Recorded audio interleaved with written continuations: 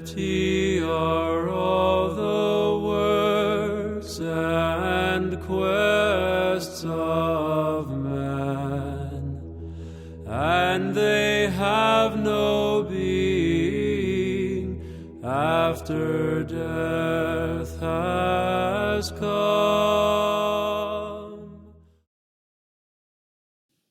Someone asked me recently about the usage of money, and everybody has to deal with this topic to some extent, so let's talk about it.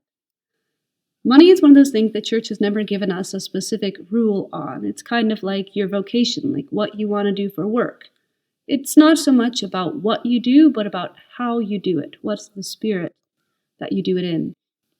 To prove this, we have saints who were very wealthy, who were kings and royal, and who built churches and monasteries. We have normal tradesmen and merchants who are saints, and we have homeless wanderers and fools for Christ, and anything in between. And so there are people who have attained holiness in all walks of life. What does matter is how we use our money. The church has mainly taught us two things about our relationship with money. The first of all is that we should give in the proportion that we have it.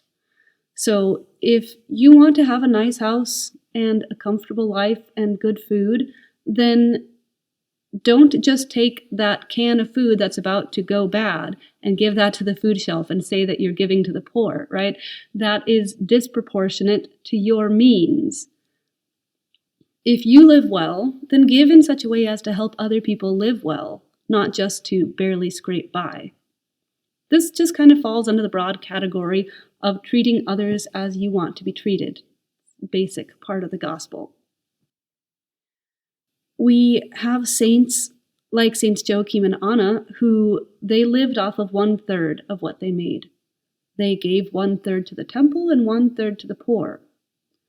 Then we have saints like Saint Philaret, the almsgiver, and he gave away so much that he became poor, but then God more than restored his wealth to him.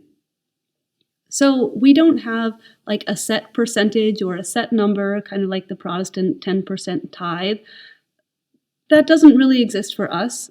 The determining factor for us is what do we need, right? So once our needs are met, then we shouldn't go on saving and spending the rest of our money on ourselves. This is excessive, and it gets into luxuries and things that we don't need and that will end up separating us from God. So St. John Chrysostom actually says that the excess that we spend on ourselves is money that we have stolen from the poor. That's a little scary. God doesn't give to everyone evenly as far as these material things goes. And that's on purpose, because God wants those who have the means to learn generosity and charity for other people, and God wants those who don't have the means to learn humility and gratitude to receive help from others. He wants us to learn to take care of each other and think about other people and be generous. The second thing that we need to check ourselves in our relationship with money is whether we control it or it controls us. Money is a tool to keep us alive so that we can provide for our needs and the needs of others. But if it has become an end in and of itself that controls us, then it has become an idol, and this is a problem.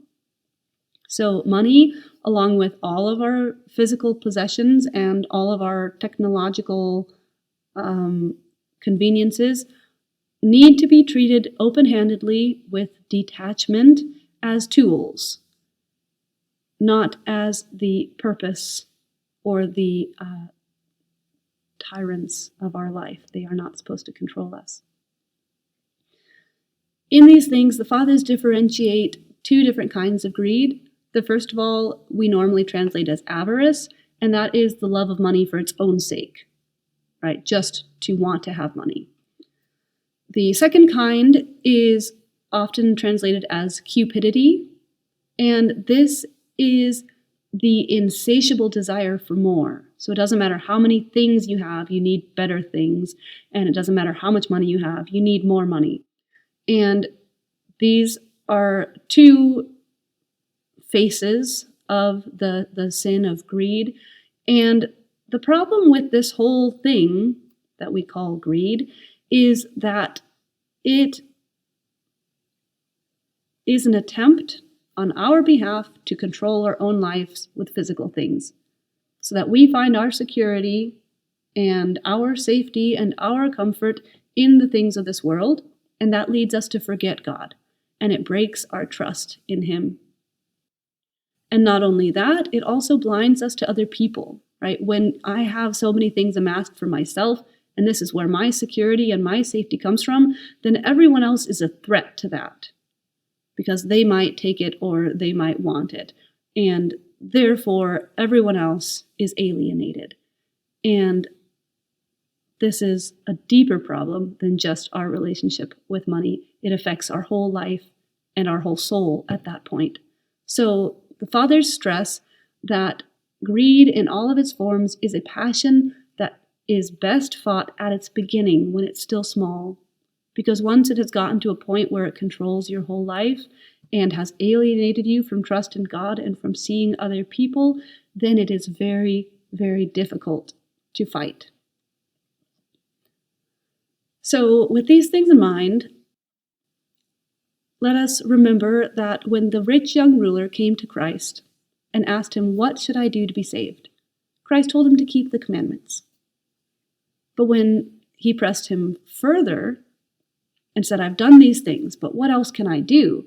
Then Christ said, "If you want to be perfect, go and give your goods to the poor and come follow me." So poverty is nowhere commanded of us. Nowhere in the gospel does it say you must live in poverty. It is instead offered as an opportunity, as a possibility for those who desire perfection, for those who are not satisfied with just keeping the commandments. And this is why poverty is one of the monastic vows. But we have all been commanded that we must love God, and we must place our trust in Him, and we must love our neighbors and be sensitive to their needs. So let's direct our minds to these things first. Apply ourselves to trusting in God, apply ourselves to increasing our faith and our love for God, and also apply ourselves in the direction of looking at the needs of our neighbors and being sensitive to them and caring for them. And if we can do these things well, then they will direct us in the proper usage of our money and our possessions and physical things as well. Our wealth is with us no longer. How can our glory go?